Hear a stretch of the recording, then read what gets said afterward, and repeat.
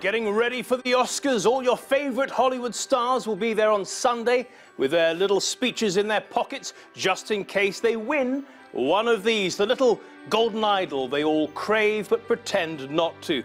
We're going to be looking at what it really takes to get your hands on one, and it's not just talent. We'll also be looking at why the host was forced to step down this year, leaving the awards hostless for the first time in 30 years. The last time was a disaster. And Harvey Weinstein, the most thanked man at the Oscars, won't be there again, still awaiting trial. Has Hollywood really changed since those dark times? Let's start our digging around now with how the Oscars are won. What do we do now? The show must go on. Shakespeare in Love, starring Joseph Fiennes and Gwyneth Paltrow. You laughed, you cried at Harvey Weinstein's Elizabethan rom-com. But was it really better than Spielberg's World War II masterpiece, Saving Private Ryan? It doesn't make any sense, sir. The critics said no, but the Academy went the other way, awarding Shakespeare in Love 7 Oscars, including Best Actress, Best Supporting Actress, Best Original Screenplay, and the big one, Best Picture. To this day, this is still cited as one of the best examples of how studio lobbying trumped artistic merit. Harvey Weinstein used every trick in the book. A press blitzkrieg persuading his stars to go into months of promotion. He also bent the Academy rules, setting up a reception event to welcome the film's British director and then inviting Academy members. He also hired consultants to relentlessly lobby members, and he started negative whisper campaigns about other movies. Some of his tactics are now not uncommon in Hollywood. It's a political campaign. It has nothing to do with artistic endeavor at all. The Star Wars director has a point. You need more than the Force to win an Oscar. You generally have to spend big. Collectively, studios spend $500 million on campaigning ahead of Oscars night, trying to win the vote of Academy members. And that means getting their attention. Stage 1. Send your stars on a charm offensive. I can't wait to share this movie with a brand new generation. I think this movie really did a lot to shift the needle. 100% a testament to Bradley as an incredible filmmaker. Screenings, meet and greets, talk shows, and film festivals all help grab a member's attention. Who are you?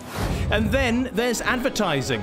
After getting hacked, it was revealed that Sony Pictures was considering spending $4.2 million just to get Captain Phillips nominated. Look at me, sure. I'm the captain now. So who exactly are they trying to impress? Well, we know who the Academy's top people are, but the rest of the organisation is a bit like a gentleman's club.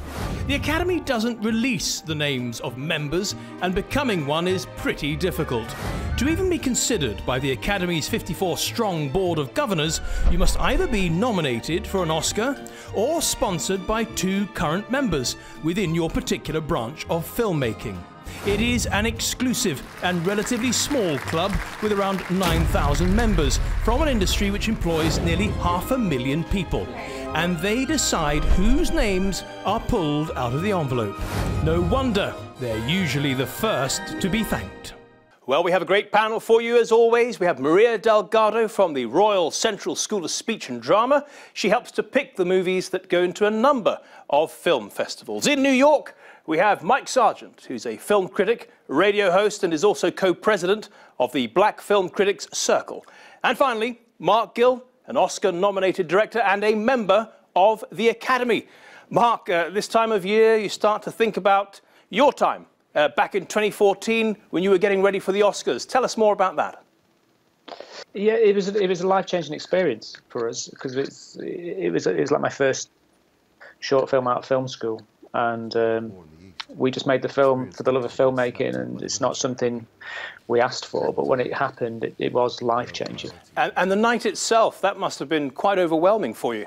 I found the whole experience really open and welcoming, and I know we were talking before about Stardust. I met a few people that there's no doubt when Cate Blanchett shakes your hand, you're still a little bit in awe. Yeah. And she came up and introduced. So I think I found it an incredibly positive experience. Now, Mark, you actually were nominated but lost out to a Danish film, and to some extent that was down to their ability to lobby and to throw money at it, the campaign, that is. I think so. I think they were the only Danish nominee, so they got a lot of support, either directly or indirectly, from their government. I'm not saying that's the reason for it, but... And in our report we had that classic example of lobbying overcoming artistic credentials in a way. Do you think that's still prevalent? I mean, I couldn't say, and I'll be honest with you, I don't think it's anything new. If you look at 1942, Citizen Kane and the Maltese Falcon lost to How Green Was Your Valley by John Ford. Not a film anyone talks about anymore. So I don't think this is anything new. And it is a business at the end of the day. I understand why people might see it in a negative way, but people have spent a lot of money on films and they're trying to recoup it. A lot of people on the outside of this process look at it and it's so estranged from them. It's so far away, top of the mountain kind of stuff. It feels like a sort of secretive organisation. Is it too secretive? Is there a lack of transparency? Well, you're making it sound like the Freemasons. We'll get to that later in the show. Okay, no, I don't think so, because I can only speak from my experience, and it's been incredibly welcoming, and I've probably because it was starting to change, I guess, and I've seen a lot of diversity as well. So I don't think it's that secretive. But you're not allowed to talk, for example, about who you voted for, which films you vote for. Am I not allowed? I've never been told I'm not allowed, and I've not voted yet, so I've not voted this year yet. Okay, who are you going to vote for then? I've not seen every film yet, so you've got to make sure you watch them all. You've got to give the filmmakers respect to watch all the films, I think. I've not watched everything. All right, we'll let you off the hook there. Thank you for that.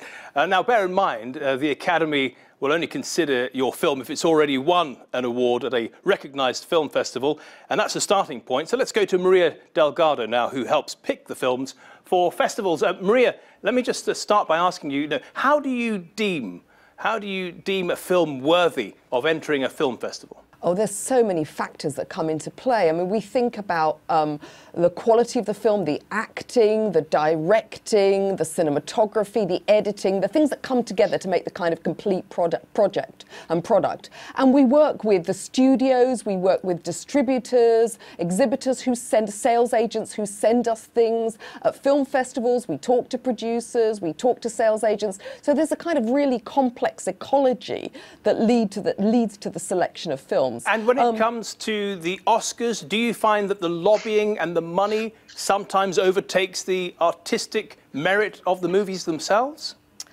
Absolutely. I think for me, one of the things, I work largely in the selection of Spanish language films, and we're seeing so many strong films from Latin America, from Spain, and yet so few of them get presented for the Oscars. Of course, this year Roma's the exception, but if you think about the fact that, you know, the Oscars, Los Angeles is a city where 38% of the population have Spanish as a first language, that's really not reflected in the kinds of films that are selected. Let's go to Mike Sargent now in New York. He's a critic, and he also votes in a number of award ceremonies. Mike, we were talking earlier, there's no question about it. The studios and others, they approach you, they try to butter you up with all sorts of goodies, swag, if you like. And how much does that influence a critic's choice? Well, it does influence because, you know, the whole idea is to get people's attention. As Mark was saying, you know, there's a lot of lobbying. Part of that lobbying is, you know, you get emails, you get letters, you get books, you get the script, you get the soundtrack, you get a big poster, you get a whole lot of things to get your attention.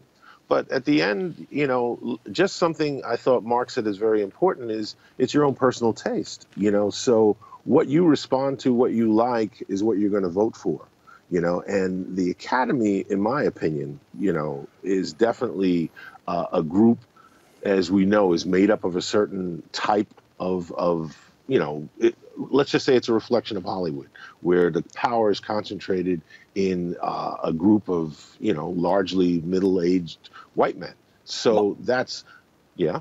Mike, I was going to ask you, does the lobbying of people like yourselves ever get to a point where you feel this is corrupt?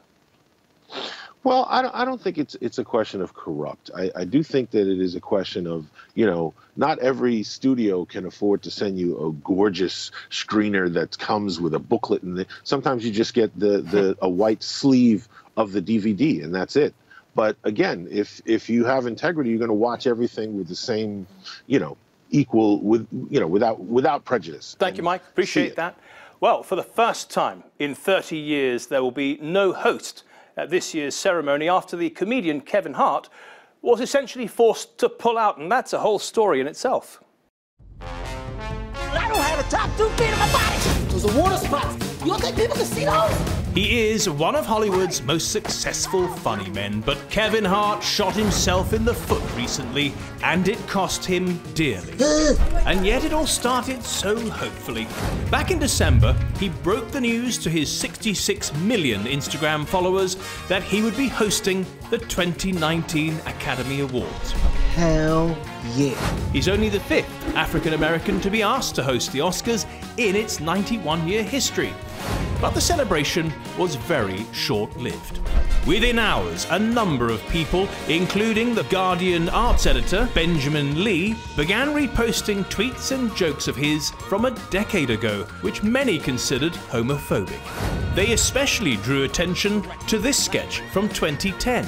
Every kid has a gay moment, okay? Every kid. But when it happens, you gotta nip it in the bud. You gotta stop it right there. Hey, stop! That's gay! It's quick. It's not the first time these jokes have come back to haunt the star, and in an Instagram post the next day, he showed his frustration. My team called me, oh my God, Kevin Hart was upset about a tweet you did years ago. Oh my God. But still, no apology, and a few hours later, he doubled down. So I just got a call from the Academy, and that call basically said, Kevin, apologize for your tweets of old. I chose to pass. I passed on the apology. The reason why I passed is because I've addressed this several times. Some, like the British comedian Ricky Gervais, supported his defiance. Others said he needed to show remorse for causing offence and was unsuitable to host. By December the 7th, just 3 days after announcing he would host, he gave up the role, saying he didn't want to be a distraction from a night of celebration. With Hart bowing out, the ceremony was left without a host for the first time in 30 years. Even the support of one of America's most famous gay rights activists couldn't save him. There are so many haters out there. Whatever's going on in the internet, don't pay attention to them. That's a small group of people being very, very loud. We are a huge group of people who love you and want to see you host the Oscars.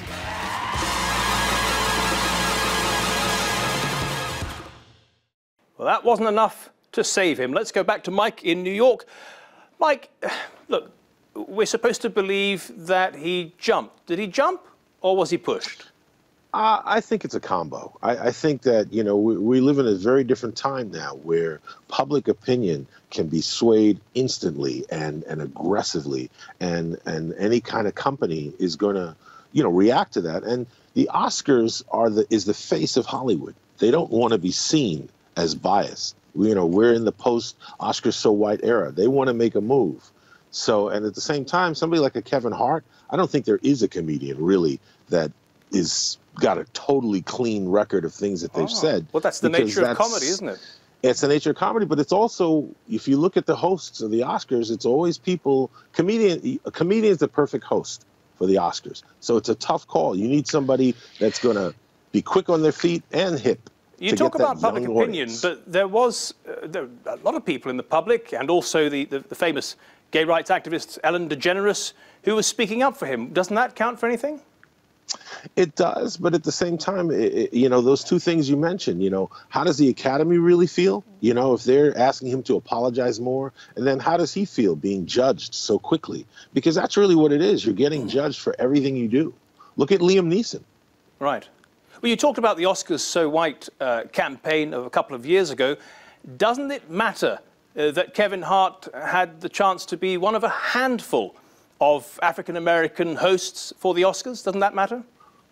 It does matter, of course. Of course, it definitely matters. And again, I think it was a smart choice to go for a Kevin Hart. It's unfortunate the way it worked out, but, you know, Jimmy Kimmel's hosting was the lowest ever. And that means, that means there's a smaller group of people that will actually tune in. To watch the Oscars, you have to care enough about who's there and who's on. The host matters. It's got to be somebody you'd pay to see, but you're seeing them for free on TV. You're absolutely right. It does matter. The last time the Oscars was left without a host, things didn't go so well. In 1989, the Oscars were widely considered the worst ever, thanks to a poorly received 11-minute musical medley featuring Snow White and a 25-year-old Rob Lowe. Now let's go back to Mark there. Mark, you were at the event itself. How important is it to have a good host who can put it all together? I can't remember. Was it Ellen was hosting it? It was Ellen DeGeneres, yes. Yeah, she was great. It just felt fun when she was doing it. It didn't feel like it was taking itself too seriously, which is. I know it's an accusation that's been levelled at the Academy before, but... Let's go back to Maria for a second. Maria, I know you wanted to make a point about the, was it the design of it? Well, I think this has just not been a great year for the Oscars in terms of negative publicity. In the end, the Oscars is a ceremony that lasts for over 3 hours, They wanted to cut it down this year by not having the cinematography and the editing awards presented live on television. And then there was an outcry, so they put them back in. So it's going to be closer to 3.5 hours. Now, that's a lot of time of television. So again, that point that Mike was making, you need a really good host. Maria, you make a really good point there. The viewing figures have really suffered. Last year, just 26.5 million people watched, a record low, down 40% from its peak in 2014. Back to Mike in New York. What's going on, Mike? I mean, it is still the leading awards ceremony in the world. Why are the viewing figures dropping like a stone? I think there are several factors. First of all, you say it's the leading, to who? Who really cares about the Oscars? Is it the actors? Is it the industry? Is it film lovers? Do celebrities? I mean, there's so many places to get and see celebrities now that seeing a celebrity come out or talk, doesn't have the same appeal. Two, I think that the Oscars, the whole setup of the show is based on a style of programming that is completely obsolete. The whole idea when they had, 11-minute musical, nobody wants to watch that on TV. I think all the jokes and the routines, I think that's what needs to be cut out. Actually, I think this is going to be a better year this year for the Oscars without a host. Well, the Academy has been criticised in recent years for not having more members and nominees who are either women or from ethnic minority backgrounds. Back in 2012, an LA Times investigation revealed that 94% of members were white and that more than 3/4 of them were men. The median age was around 62. Let's go back to Maria now. Maria, the Academy is aware of this. They're being forced to act. What have they actually done? Well, they've done a fair number of things. Not immediately after that survey, let me add. It took Oscars So White for them to really begin to change things. But what you began to get in 2016 and 17 is a real campaign to invite and bring in new members. So members came in, 1,500 new members came in 2016 and 17 from 57 different countries. So that will make a difference. We're already seeing it's making a difference. I think the presence of Roma and the visibility of Roma this year, with 2 actresses from Mexico nominated for Best Actress and Best Supporting Actress. We're seeing the results of that, but there's still a long way to go. There's still only 28% of the Academy is women. So, it's a beginning, but there's a way to go. Maria, thank you. Well, the well-known actress Whoopi Goldberg is on the Academy's Board of Governors in the actor branch, and she's hosted the Oscars several times, 4 times actually. Here, she's talking about diversity back in 2016 when the Oscars So White campaign was at its peak. It's not that the people nominating are too white. They're not looking at a movie and saying, oh, that's very white, I'm not going to nominate that black movie. They're not sitting there like that. What's the problem is the people who can be helping to make movies that have blacks and Latinos and women and all that, that money doesn't come to you because the idea is that there's no place for black movies. Let's go back to Mike in New York now. Mike, she was going really fast. What exactly did Whoopi mean there? Well, what she really meant, or what she's really saying, is there's a myth in Hollywood that black films, for instance, don't travel, so they don't get foreign distribution. That means you live or die domestically. But what has happened in the 2 years since she said that is films like Black Panther, Moonlight, they didn't just win awards. You know, a movie like 12 Years a Slave, it might win awards, but nobody saw it. People didn't go. But now that a movie like that is starting to make money, a movie like a Black Panther, movies like we're seeing the diversity that's coming out, that's what's got to happen. The other thing she was trying to say is that the decisions, the people who are in charge of that money, those people need to be more inclusive. We need to have more women making these films. You know, so films like Wonder Woman, Black Panther, they changed the paradigm because they show that films featuring women as lead characters, stories about people of color, can make money. Okay. Well, we've talked about the Academy's membership. Let's look at who they have nominated this year. All the Best Actor nominees are white, with the exception of Rami Malek, who is of Egyptian heritage. A similar story with the women, all white except for Yalitza Aparicio, who is the first indigenous Mexican to be nominated for her role in Roma. And over in the Best Director category, it is ethnically diverse if you consider some of them are from Greece and Poland and so on, and there's Spike Lee there, but no women at all. And it's always been a tough category for women. Only 5 have been nominated before, and Catherine Bigelow is the only one who actually won with her 2010 film Hurt Locker. Let's go back to Maria. Now, Maria, just sticking on directors for a moment, we'll get to the actors in a minute, but in terms of directors, why is this such a hard category for women to crack? Actually, it's about getting to the top, so to speak, in any profession. We just have less women. And we need to create structures and systems that make it easier for women to make films. And the kind of old boys network that has ruled for an awful long time has made it very, very different, very, very difficult for women.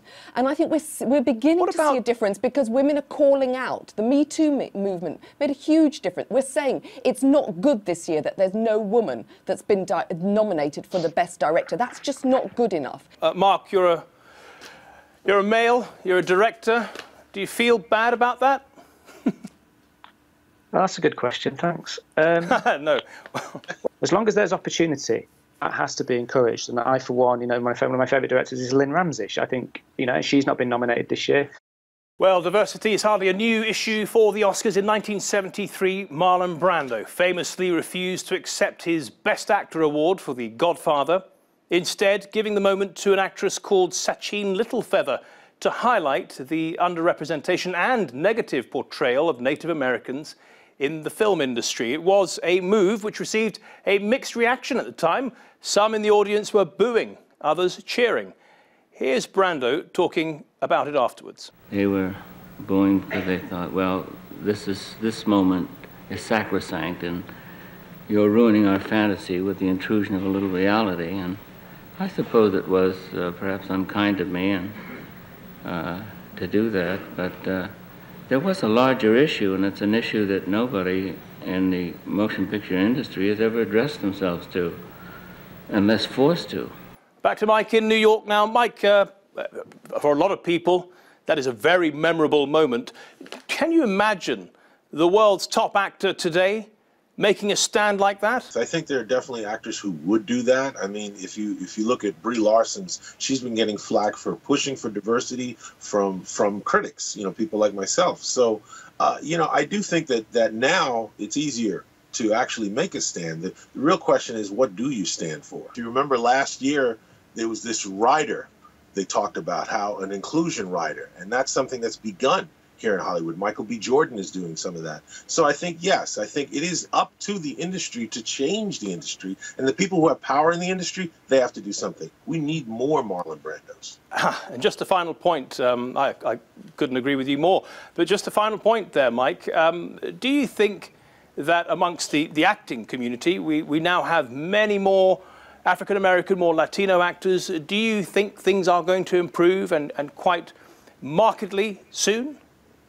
Well, I think actually the big X factor here is Netflix. The way we consume media is changing, and so that means access and distribution is changing. So I think that, you know, depending on what happens with Roma's a whole lot of things.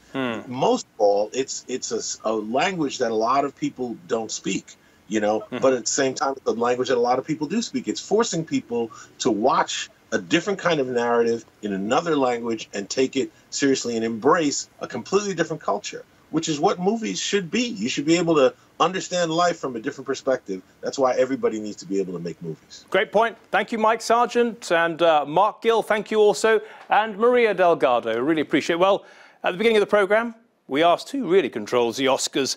And for those of you who think it is run by a secret society of shady characters, here's the evidence. You may be right. Who keeps the Martians under wraps? We do.